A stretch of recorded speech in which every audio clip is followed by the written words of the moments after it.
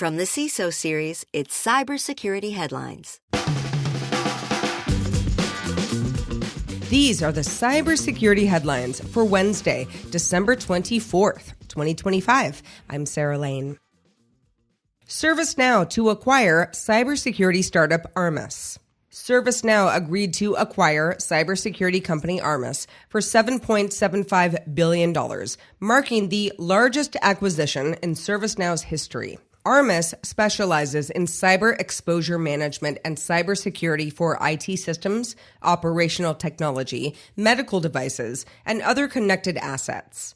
Armis's team, roughly around 950 employees, will join ServiceNow after the deal closes. MacSync Stealer adopts quieter installation.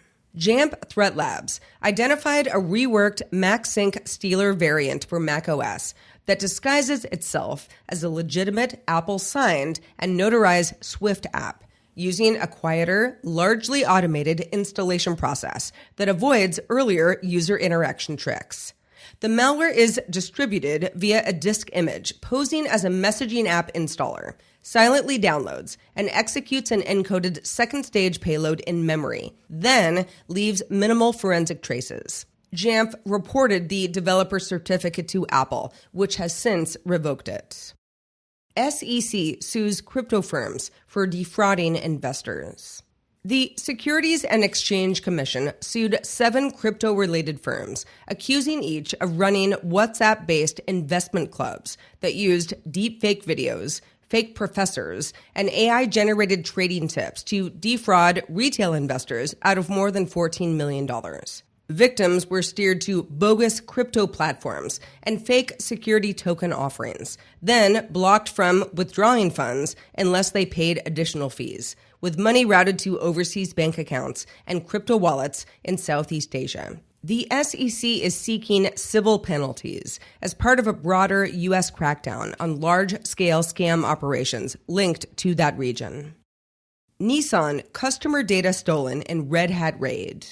Nissan disclosed that around 21,000 customers in Japan had personal data exposed after attackers accessed a Red Hat-managed GitLab server used by a former Nissan dealer. The stolen information includes names, addresses, phone numbers, and partial email addresses, though no payment data appears to have been taken. Red Hat detected the breach in late September and alerted Nissan in early October.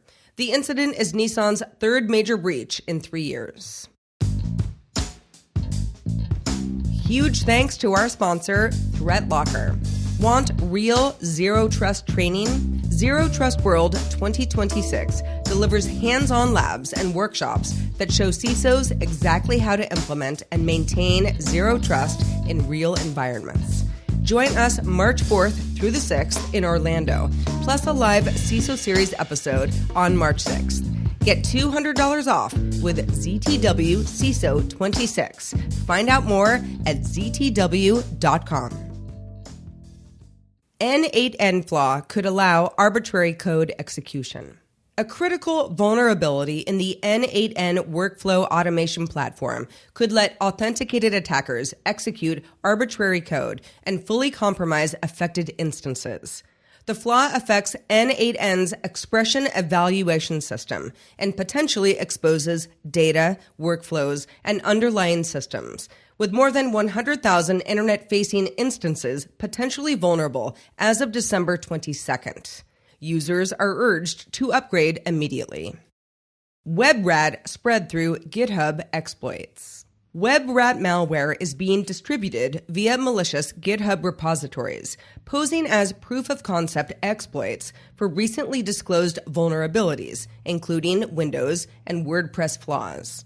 This is according to Kaspersky researchers, who found at least 15 repositories using AI-generated vulnerability descriptions to trick users into running a dropper that disables Windows Defender and installs the backdoor, which then can steal credentials, crypto wallet data, and spy via webcams. All identified repositories have since been taken down.